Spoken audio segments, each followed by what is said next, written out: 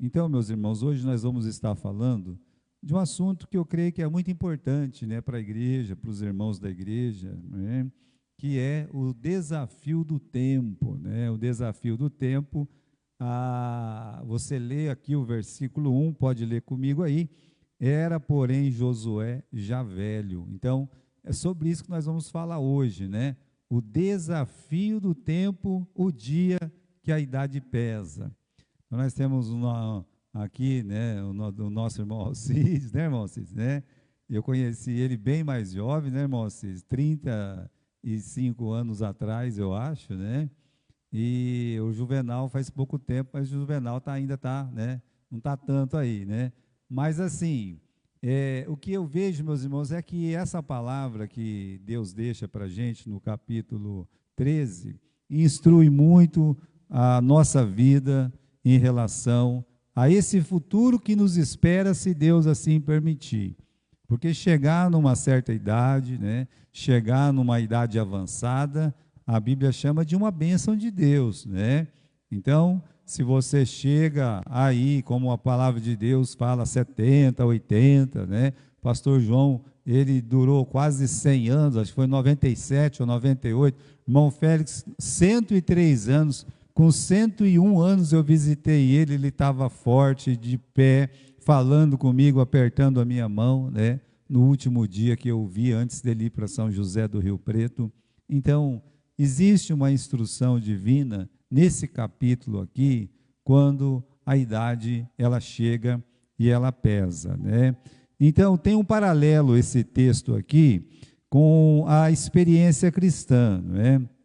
Por quê? Nós lemos o versículo 1, mas se você olhar o versículo 7, versículo 1 com o versículo 6, diz assim, vamos ler primeiro o versículo 1.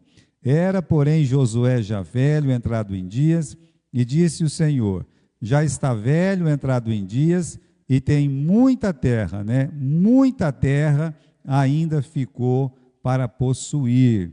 E no versículo 6, lá no final, né? Deus fala para o Josué, Josué, reparte a terra como herança, né? Eu já te mandei isso, ele repete no versículo 7, reparte agora essa terra por herança às tribos de Israel. Então você vê que o Josué, ele está passando por essa experiência da idade avançada, mas Deus mostra para ele o seguinte, que ele vai parar de fazer algumas coisas, mas ele tem outras coisas para fazer. Isso é uma coisa maravilhosa, né? E essa relação do paralelo com a vida cristã é assim, tanto o Moisés quanto o Josué, eles tiveram conquistas, eles venceram reis, como Moisés venceu os reis Sion e Og, que são os amorreus. Já o Josué, ele venceu o rei lá de Jericó, o rei de Ai, os reis do sul, liderado por Adonisedeque, né? Os reis lá do norte, liderado pelo, né, o rei de Azor. Então, assim, vitórias grandiosas foram feitas pelo Josué e também pelo Moisés. Mas aí você lê aqui no versículo 1 que o serviço não estava completo, né? Ou seja, ainda tem muita coisa para fazer. Meus irmãos, quando Jesus, lá no capítulo 13 de João, ele olha para os apóstolos dele e diz assim, olha, eu venci o mundo. É o que Jesus Cristo fala, e verdade. Ele venceu o mundo, né? Não somente Jesus venceu o mundo, Jesus venceu o pecado e venceu o diabo e venceu a morte, né? Jesus é o grande vitorioso. Mas assim, a obra dele é completa? A obra dele é completa, no propósito que ele nos dá essa vitória, no sentido que temos a salvação pela sua vitória. Então, o que nos resta? Resta que nós temos que viver num mundo cheio de aflição, eu, você, cada um de nós temos que fazer também as nossas próprias conquistas espirituais. Não tem nada a ver com salvação. Como não tinha nada a ver com Israel não ter alcançado a terra prometida. Eles conseguiram alcançar a terra prometida, Agora, ali dentro era batalha, era luta o tempo todo. O tempo todo ia ter luta, ia ter batalha. Ou seja, tinha muita coisa para fazer. Josué, ele vai dizer para as pessoas que, olha, tem muita cidade aqui para ser conquistada, mesma coisa do cristão. Ele entrega a vida para Jesus e tem muita, mas tem muita coisa para fazer. Ele não entrega a vida para Jesus para ficar deitado na casa dele, sem fazer nada. Não, não, né? Pelo contrário. Ele entrega a vida dele para Jesus e aí começam grandes batalhas, justamente contra o mundo, contra o pecado, contra o diabo. Nós não vamos ter que vencer a morte, porque Cristo já venceu a morte para nós. Mas nós vamos ter que lutar com o mundo. E Jesus diz, olha, no mundo tereis aflições. Então, se a gente pensa que a vida cristã nesse mundo é um mar de rosas, né? É se deitar em berço esplêndido, não, de jeito nenhum. Aqui nesse mundo nós vamos ter muitas aflições. Vamos ter aflição, meus irmãos, em casa, nós vamos ter aflição na rua, nós vamos ter aflição no trabalho. É assim a vida cristã, né? É uma vida de aflição. Assim como Josué venceu o grande inimigo, colocou o povo lá dentro, Cristo vence, meus irmãos, o inimigo, Satanás, nos dá a salvação, mas tem muita coisa ainda para ser feita. Tanto Israel tinha, como nós também, nós temos. Versículo 1, essa primeira frase aqui. Era, porém, Josué já velho. O próprio Deus olha para ele no versículo 1 e fala assim, você está velho. É bem provável, meus irmãos, que nesse momento aqui, ele já tinha lá os seus 85 anos de idade. No mínimo, né? Porque o Caleb, ele fala, eu estou com 85 anos. Então, como ele era da mesma idade que o Caleb, a gente imagine que ele está com 85 anos, né, de vida aqui, o Josué. Agora, repare bem, né? Um sacerdote se aposentava com 60. E quem quer dizer que já tinha o direito lá de estar 25 anos já encostado lá, aposentado, não é verdade? Mas não, ele está aqui com 85 anos e é nesse momento, meus irmãos, que Deus fala para ele, olha Josué, você está velho. E se ele pudesse olhar para trás, meus irmãos, você vê muita coisa em Josué, uma vida maravilhosa. Dos homens que nós temos no Velho Testamento, né? Você olha assim, pensa num guerreiro. A história dele, a história de luta, de batalha, de guerra.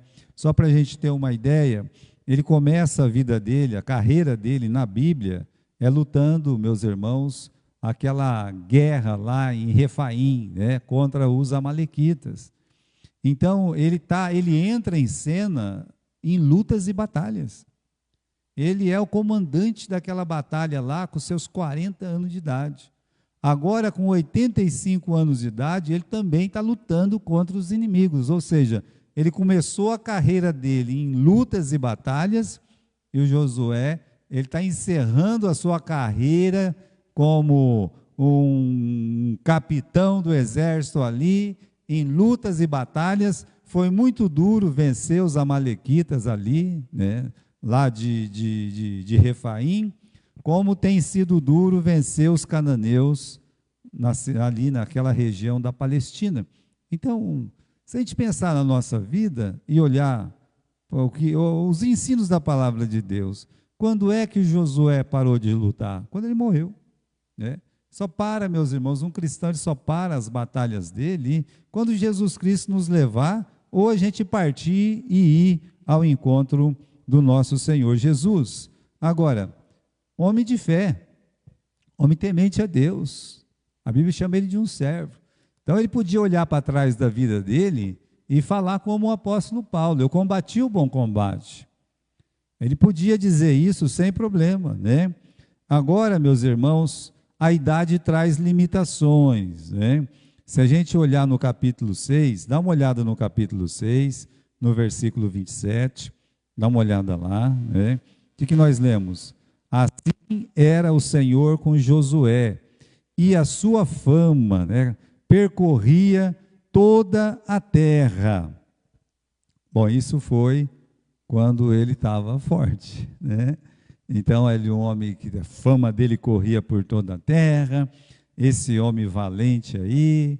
Mas agora, meus irmãos, o próprio Deus olha para ele e fala: Josué, você vai ter que encostar a espada. Você vai encostar essa espada porque chegou a sua hora, né, de mudar de atividade, né?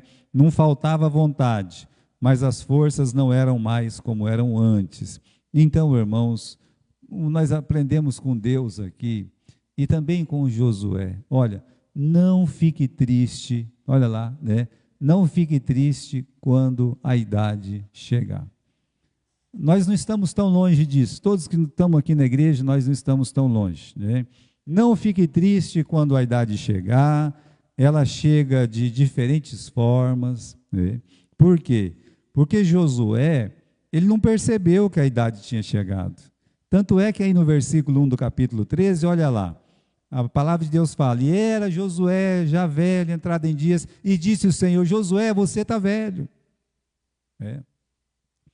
Então, Deus teve que lembrar ele, por quê? Porque por ele, não, né? Não, calma, Josué, né?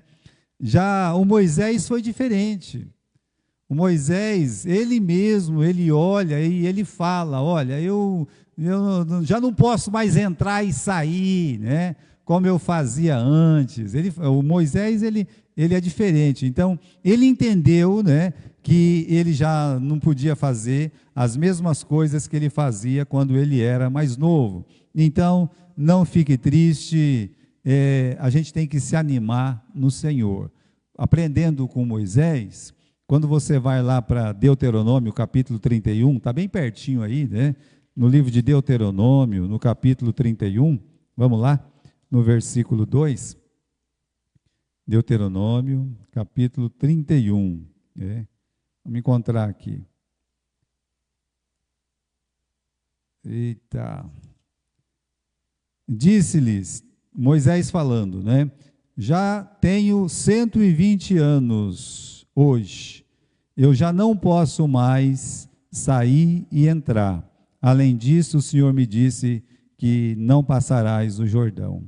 O Senhor teu Deus passará diante de ti e destruirá todas as nações. Veja só, ele fala: olha, eu já não tenho mais condições de entrar e sair como eu tinha antes com vocês. Então ele se desanima por conta disso? Se desanima porque a idade chegou? Não. O que ele fala no versículo 3? Ele fala assim: mas o Senhor vai atravessar esse Jordão para vocês, né? Então, meus irmãos, ele deixa de olhar para ele e passa a olhar para Deus, né? Então, não fique triste, anime-se no Senhor, né? Não olhe para você, olhe para Deus, olhe para o poder de Deus em continuar a sua obra, na sua vida, na vida da sua família, na vida da sua igreja, né?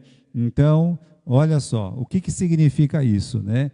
Que Josué, ele já tinha feito o que precisava ser feito com a espada na mão.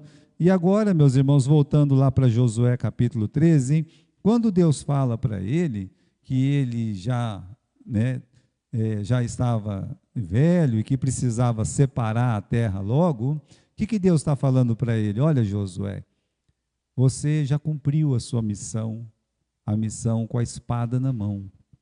Está feito, a sua missão está feita, né? Agora você tem uma outra missão, né? Você vai deixar a espada de lado, você vai sentar lá no escritório, né? E você vai ser usado para repartir a terra prometida entre as nações. Então, primeira coisa, não fique triste, né? Quando ficar velho, não fique triste. E mais ainda, não fique triste por ser chamado de velho. Olha só, porque o versículo 1 está nos ensinando isso. É Deus que diz para ele, né? Quem que vai brigar com Deus? Se Deus olhou para mim e disse assim: ô Gilberto, você está velho. Bom, se Deus está falando é porque eu estou, né? Mas e se outra pessoa vier e falar: ah, sim, isso eu não vou aceitar. Não fica triste não, né? Não fica triste, não fica aborrecido com nada disso. Sabe por quê? Porque nós não podemos ser como aqueles crentes que são feitos de papel. Tem muito crente que ele é feito de papel, ele não aguenta o tempo duro. Não adianta, né? Ele se amassa facilmente, ele se rasga facilmente, né? Ele, se cair uma água lá, uma turbulência nele, ele derrete, sabe? Se alguém acender um fósforo, ele pega fogo rapidamente. Então tem gente que é assim, se alguém fala alguma coisa, um azinho que escuta, pronto, né? Vamos dizer, eu estou trabalhando aqui na igreja, acontece alguma coisinha aqui, pronto, já vou embora. O que é isso? De que material essa pessoa é feita? A gente tem que entender, meus irmãos, que quando o Davi, por exemplo, Davi está lá, molequinho ainda, rapazinho, o irmão dele mete a boca dele, fala um monte de bobagem para ele lá, né? O que você está fazendo aqui, moleque? Com quem que você deixou aquelas poucas ovelhas lá, né? Você é um moleque topetudo, você é enxerido, né? Começou a falar tudo isso para ele. Entrou por aqui, saiu por aqui, ele deu meia volta, foi lá e perguntou para o outro, o que está acontecendo aqui, né? O que vai acontecer com quem matar esse gigante? Esse não era feito de papel, esse era um homem de verdade, né? Isso era um homem valente. Então, né, se alguém vem e fala alguma coisa para a gente tem que aprender a suportar, seja uma repreensão, né, uma palavra infeliz, uma proposta aí, encantadora, como a gente viu, né, no domingo passado em nossa mensagem. Deus, ele tem prazer em servos com firme propósito, né? Não é uma conversa que intimida uma pessoa que tem um propósito firme com Deus, não, né? Não. Nada faz ele tirar a mão do arado, nada. O Eleazar, na história de Davi, ele está sozinho lá, coitado. Os filisteus invadem o campo de lentilha dele lá, e ele começa a lutar valentemente, e ele vence, e a espada está grudada na mão dele, de tanto que ele lutou. É de servos assim, meus irmãos, que Deus precisa. Eu volto a repetir, Deus não precisa de crente feito de papel, né?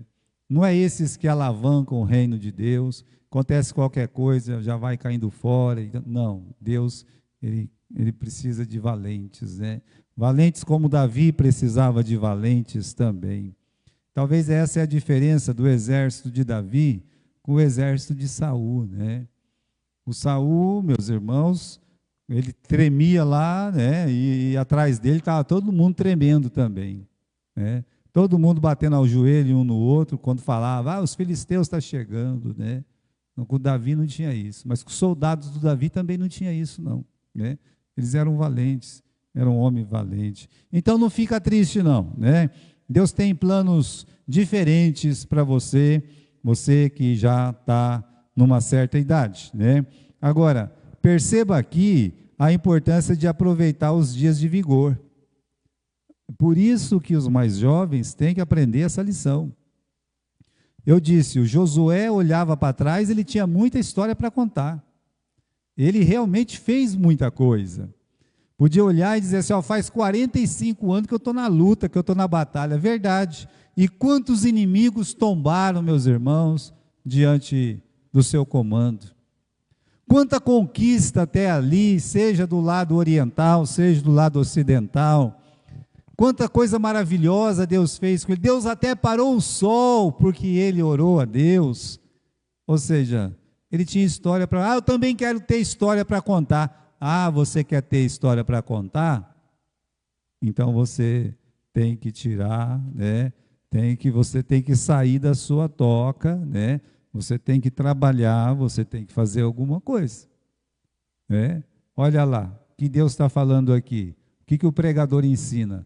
Lembra-te também do teu Criador nos dias da tua mocidade, antes que cheguem os maus dias e cheguem os anos dos quais venha a dizer, não tenho neles contentamento. Então lembra do teu Criador nos dias da tua mocidade, quando você pode fazer muita coisa ainda para Deus.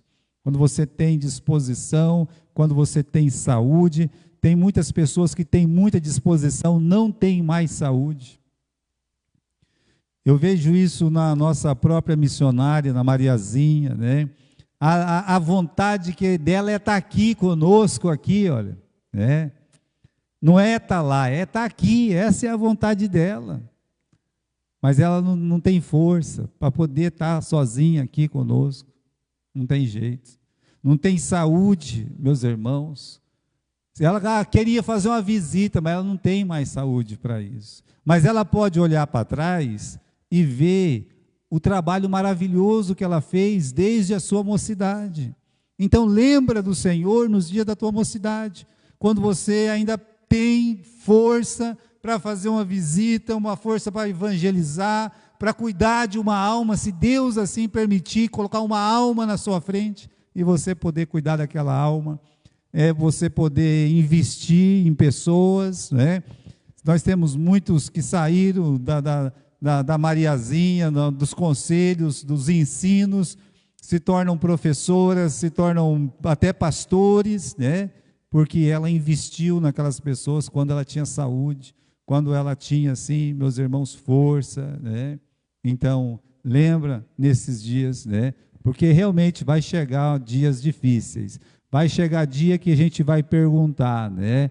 O que eu fiz para Deus e para a sua obra? Será que eu fiz alguma coisa? Olhando para trás, o que será que eu fiz, né?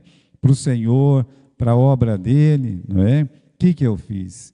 Agora, Paulo disse de Maria, né? Aquela Maria, mas ele disse, aquela frase é muito linda, né? Maria trabalhou muito no Senhor. Eu gosto muito daquela frase. Então, meus irmãos, a gente não pode se limitar à inércia. Isso é um conselho, né?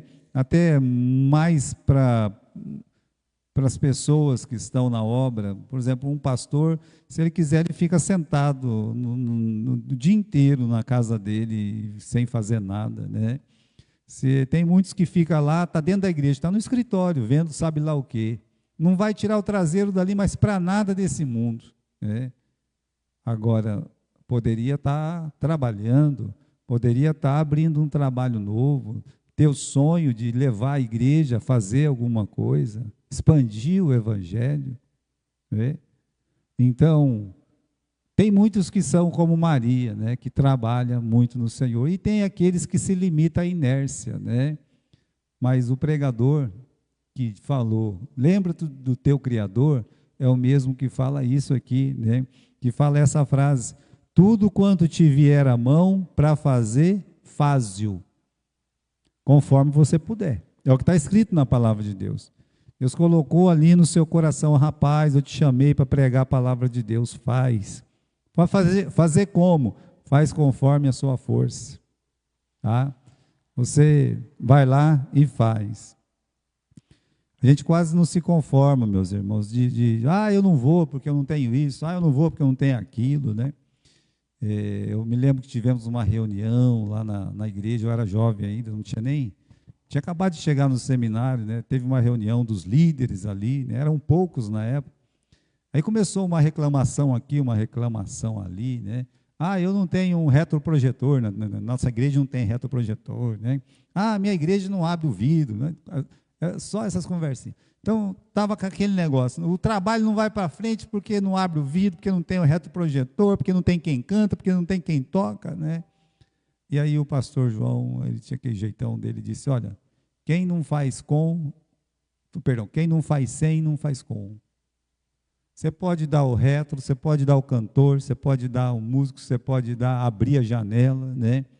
Quem não faz sem essas coisas, não vai fazer com essas coisas.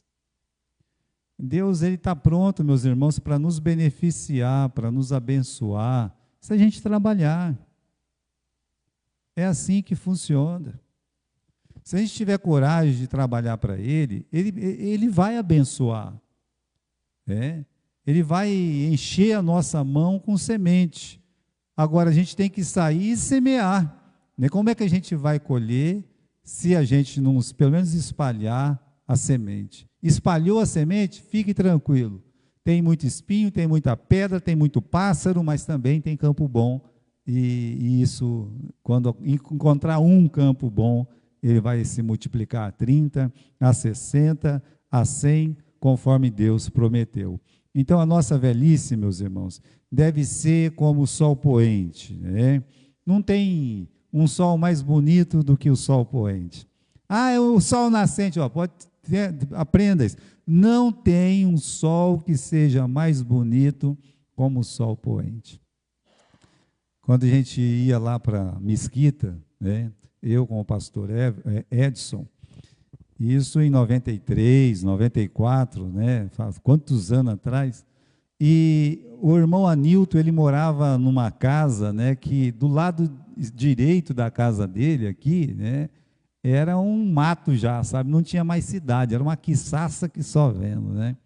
E aí, o que acontecia? A gente chegava lá para tomar um café à tarde, eu ia lá para a área junto com o pastor Edson, né, e a gente olhava, o sol estava se pondo justamente, era tão bonito, que tinha uma árvore ali, né, e justamente dava aquele reflexo da árvore com aquele sol. Olha, a velhice deve ser como o sol que está se pondo. Agora ele nasce lá, como a gente nasce bonito, toda criança que nasce, ninguém vai ter coragem de falar que é um nenê feio, nós já nascemos mesmo bonito, né? Como o sol nascente. Meus irmãos, e vamos correr de um lado para o outro, até Jesus Cristo voltar ou a gente ir com Cristo. Não é assim, né? Se sol vai ter nuvens, se sol vai ter tempestade, se sol vai passar por muita coisa. Ele atravessa. Mas quando ele vai embora bonito. Assim deveria ser a vida de um crente, né? De um servo de Deus, partindo, né? Mas vai avançando na beleza, né? Aquela coisa que só Deus mesmo pode fazer. Muito bem, meus irmãos, capítulo 13, versículo 1. Vamos ver o que Deus está falando aqui. Deus falou para o Josué, meio do versículo, já está velho, entrado em dias, e ainda muitíssima terra ficou para possuir. Aqui tem uma lição para nós. Pode ser a vida mais nobre, pode ser a missão mais, assim, firme, dedicada, ele não vai fazer tudo o que precisa ser feito. Por mais que seja dedicado, por mais que se esforce, por mais que lute, por mais que plante a semente, o servo de Deus ele vai descobrir no final que ainda tem muita coisa para ser feito, né? Como Deus está falando aqui. Meus irmãos, Josué está lutando há 45 anos contra os inimigos. E Deus falou isso, tem muita terra ainda para possuir, né? Então, como cristãos, crentes, né, nós nunca vamos terminar mesmo a obra até que Jesus Cristo volte. Se você olhar o apóstolo Paulo, ele foi um missionário assim, eu olho para a vida de missões dele, meus irmãos, como uma pessoa que não tinha um carro, que não andava de avião, que não tinha uma motocicleta, não tinha um barco que seja, né? Como é que ele conseguiu alcançar tantos lugares? É porque ele queria ir em todos os lugares. É porque ele não se acovardou. É porque ele sabia que se lançasse a semente, aonde ele colocasse o pé dele, tinha uma alma para ser salvo. Como o caso de Josué. Onde Josué colocasse o pé, Deus ia dar aquela terra. Mas ele tinha que ir lá e colocar o pé. Então, irmãos, a obra ficou completa do Paulo? Não, né? Não ficou, né? Ele trabalhou muito, podia dizer, combati o bom combate, acabei a carreira, guardei a fé, desde agora, né? A coroa da justiça está lá, separada para mim, guardada para mim, né? É verdade, mas quantos lugares ainda para ser alcançado? Então, já pensou, né? Na nossa igreja, a gente pode ficar, meus irmãos, só aqui mesmo, sabe? O que impede isso? Os irmãos dessa igreja, vamos fazer uma igreja melhor, nós estamos fazendo, né? Vamos investir aqui nesse prédio, estamos investindo, né? Deus está abençoando. Mas se quiser, como o pastor João falava, a gente faz uma casinha de boneca. Então, a casinha de boneca é aquele quadradinho, né? Eu acho que é assim mesmo que as meninas brincam, né? Coloca a boneca aqui, tem o armarinho aqui, a roupinha da boneca aqui, a casinha tem que estar limpinha, é tudo bonitinho, né? a casinha da boneca. Muitas igrejas batistas, às vezes não passa de uma casinha de boneca. Se não são minhas palavras, são palavras do pastor João. Aí você olha daqui para Ourinhos, dá 90 quilômetros. Daqui para Ourinhos, tem 5 cidades que não tem uma igreja batista. E os batistas estão aqui em Marília faz 100 anos. Tanto desse lado, quanto do lado de lá. Tanto para Marília, quanto para Ourinhos. Porque o de Ourinhos tem 90, 80 anos a igreja lá. O que aconteceu? Nenhum foi para cá e nem outro foi para lá. O que está acontecendo? Então, queridos irmãos, tem muita terra para ser possuída. Tem muito lugar para a gente poder ir. Esse é o sentimento da obra inacabada, né? E só vai existir no coração daquelas pessoas que amam a obra de Deus. Eles vão partir daqui e vão falar assim, olha, fizemos muito pouco, muito pouco. Poderia ter feito mais.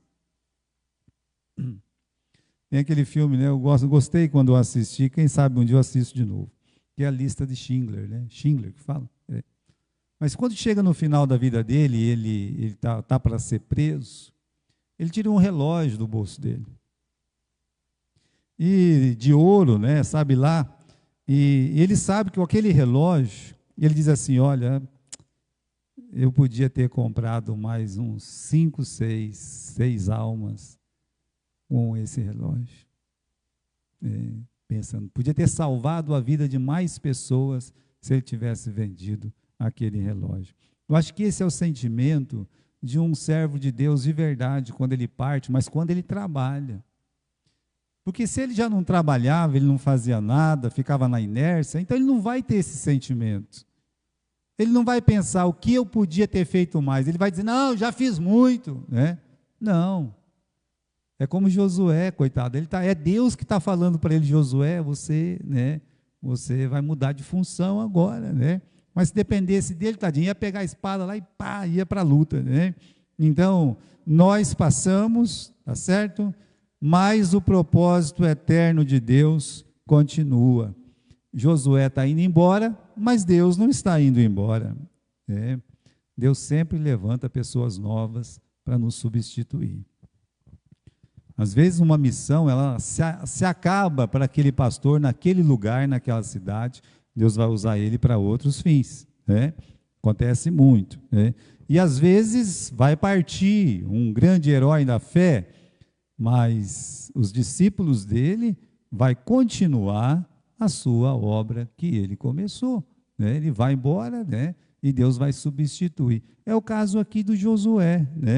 Então, meus irmãos, Deus sempre vai levantar novos instrumentos para a obra dele. Uns com pouco, outros com muito brilho, tá certo? Na lista que substitui o nosso Josué, tem uma pessoa simples como Otiniel, o Eude, não é verdade? Aí já aparece uma pessoa que é mais destacada que nem o Gideão, que nem o Sansão, E uns gostam muito de luta, outros nem tanto, mas são usados também, como é o caso do profeta Samuel, do juiz Samuel. Ele nunca pegou numa espada, eu acho assim, para ir no meio do campo de batalha e lutar, mas ele orava, Ele colocava o joelho dele no chão e orava e clamava a Deus, e Deus trovejava lá do céu para dar vitória para o seu povo Israel. Então, meus irmãos, os instrumentos de Deus vão se levantando, tá? Uns se destacam pela força, outros pela sabedoria, outros pela fé. Enfim, Deus não para, tá certo? Ele vai continuar. Vamos ler o versículo 6 agora. O versículo 6 diz: todos os que habitam nas montanhas desde o Líbano até Misrefote Maim, todos os sidônios, eu os lançarei de diante dos filhos de Israel. Deus está falando, olha, Josué, eu vou terminar essa obra. Eu vou lançar eles de diante dos filhos de Israel. Então, o inimigo pode até soltar rojão. Josué morreu. Eu tenho certeza que com a morte do Josué, ainda mais esse pessoal oriental aí, quando morre o líder inimigo, eles festejam, solta rojão, sabe? Faz muita coisa, né? Eles podem soltar o rojão que for, mas depois de um Josué, Deus sempre tem um Samuel aí trabalhando na surdina, olha, vai levantar alguém com certeza, né? Então nós chegamos nessa pergunta aqui: o que um homem velho como Josué podia ainda fazer? Correto? Deus está falando: Josué, você está velho. Então Josué podia perguntar assim: mas Senhor, então eu não sirvo para mais nada? Não. Deus tá mudando ele de função aqui, né? E não era mais para ele sair para a luta. Mas Deus fala para ele: Josué, você vai fazer o seguinte: você vai repartir a terra entre as tribos. Nós sempre podemos fazer alguma coisa para Deus, né? Não é porque a pessoa é de idade que ela vai dizer assim: né, eu já fiz muita coisa, hoje eu não faço mais nada, eu já fiz muita coisa. Não, essa não é a conversa de um velho, de um idoso, né, como eles gostam que a gente fala, que realmente teme a Deus, né? Ele sempre dá um jeito de fazer alguma coisa. Por exemplo, Jessé. Jessé já era de idade. A guerra estava lá, né? Estava naquela montanha, lá no Vale do Carvalho, e ele morava longe. Não é tão longe, mas não era tão perto também, né? O que ele faz? Ele manda 3 dos filhos dele para a luta, para a batalha. Ele não estava, mas ele discipulou os seus filhos para estar. Então ele já está alegre assim: olha, meus filhos são os valentes de Israel. Eu estou indo aqui, mas meus filhos estão aí, ó, né, nessa obra, que é a obra de Deus, que é o trabalho de Deus. E tem mais uma outra coisa. Ele não podia ir? Não podia ir para a guerra. Ele faz pão, ele faz bolo, e ele fala para o moleque mais novo, para o Davi: Davi, pega esses pão aqui, pega esses bolos aqui, leva os bolos para o capitão, pega esse queijo aqui, leva lá para os seus irmãos, tá? Ou seja, ele não está parado. Ele está de idade, sim, mas parado ele não está. De jeito nenhum. Mesma coisa o Barzilai, ele também tem 85 anos, e ele olha, né, para o Davi, descobre que Davi está do outro lado do rio, onde ele mora, que ele está perto ali, descobre que o Davi não tem comida, que os soldados dele não têm comida, não tem nada. Ele fala: não, nós vamos acudir, nós vamos ajudar. Então são homens de idade que fizeram muita coisa, que trabalharam muito pela causa na idade mesmo, pessoas de idade mais dispostas a fazer muita coisa, a colocar o joelho no chão, a orar. Olha, eu realmente não posso fazer tanta coisa hoje, mas eu posso orar, está vendo? Então você pode não estar fazendo muitas visitas, mas você pode estar orando, sentado ou de pé, clamando a Deus: Senhor, abençoa os meus filhos para que te sirvam, abençoa os meus filhos, Senhor, para que eles possam continuar essa obra, abençoa o ministério da sua igreja. Isso é uma ajuda maravilhosa, ajuda de oração, né? Então, quanto vale essas orações? Meus irmãos, os mais velhos são luz para a nova geração. Tito, capítulo 2, do versículo 1 a 5. Vamos lá. Tito, capítulo 2, do versículo 1 ao 5. Tem um conselho, né? O apóstolo Paulo, ele aconselha aqui os mais velhos. Tito, capítulo 2, do versículo 1 ao 5. Tu, porém, fala o que convém à sã doutrina, que os velhos sejam sóbrios, graves, prudentes, sãos na fé, no amor, na paciência. Então, eles estão parados? Não estão parados não. Eles estão aqui cheios de fé, cheios de amor, ouvindo com paciência aquela reclamação dos mais novos, né? Todo mundo reclamando e ele lá, sóbrio, né? Paciente, cheio de amor, e assim são os de mais idade. Às vezes o negócio está pegando fogo ali, mas ele já viu tanta coisa acontecer, né? Ele já sabe como vai ser o final.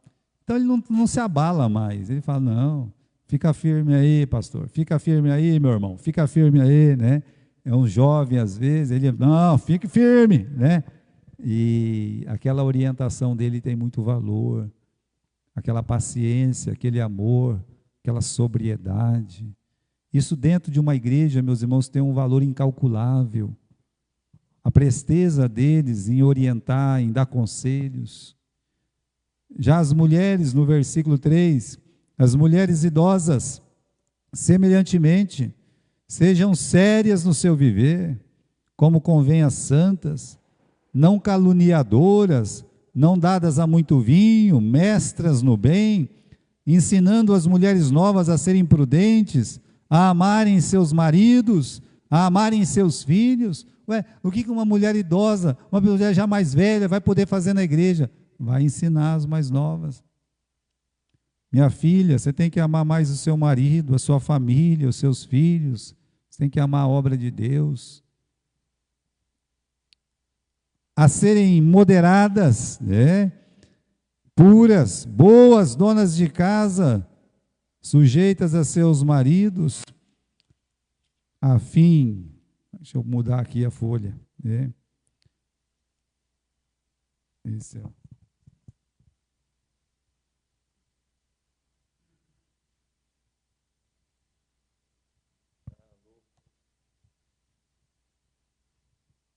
folha que ela não está vindo aqui, né?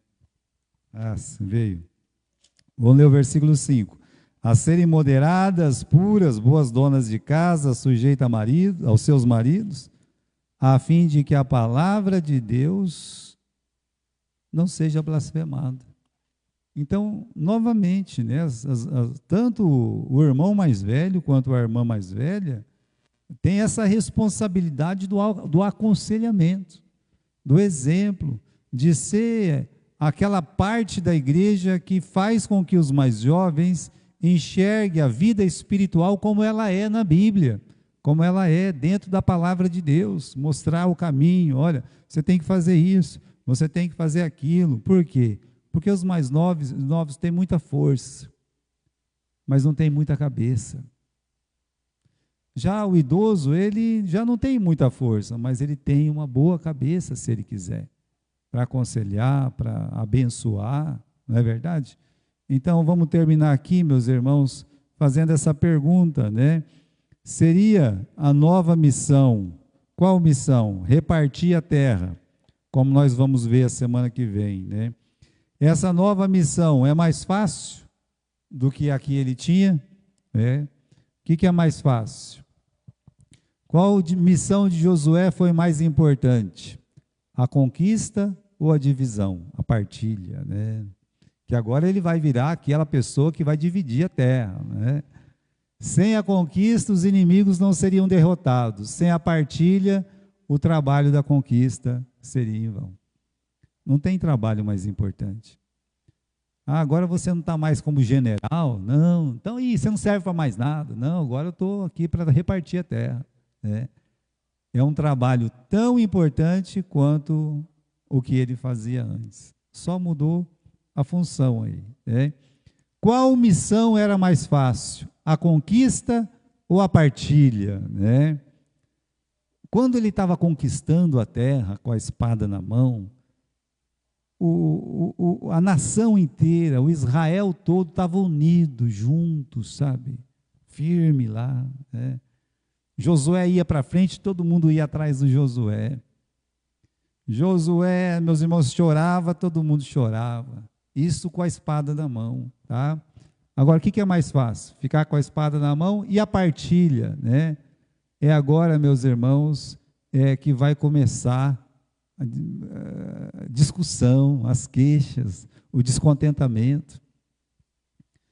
Você vê que Deus colocou o sumo sacerdote Eleazar e ainda anciãos de todas as tribos para ajudar o Josué nessa difícil arte de dividir a terra entre as tribos, por ser uma tarefa tão complexa e tão difícil. Então, meus irmãos, o que era mais fácil? Era mais fácil lutar com a espada na mão do que dividir a terra. Não há dúvida disso, né? Essa última missão, ela foi muito mais difícil, porque ele estaria mexendo com as pessoas, com os valores. Quando você mexe com pessoas, mexe com dinheiro, mexe com bens. Você dividir a terra para milhões de pessoas, para milhares de famílias. Olha, você vai ficar nesse sítio, você vai ficar nesse, você vai ficar na cidade. Você já pensou você ter você ter essa responsabilidade? Se dividir, meus irmãos, a herança entre dois irmãos no tempo de Jesus já era o fim da picada, lembra? Senhor, manda o meu irmão repartir a herança comigo. Jesus disse, mas eu não estou aqui para isso não, né? Eu não estou aqui para isso. Perceba, para dividir a herança entre dois irmãos no tempo de Jesus já era difícil. Agora você dividir a herança entre milhares e milhares de famílias.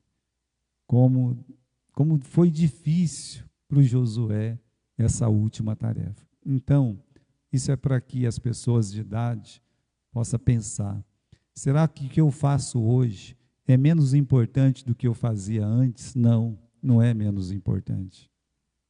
Pelo contrário, é uma etapa nova da vida que Deus também quer te abençoar, que Deus quer que você se fortaleça nele.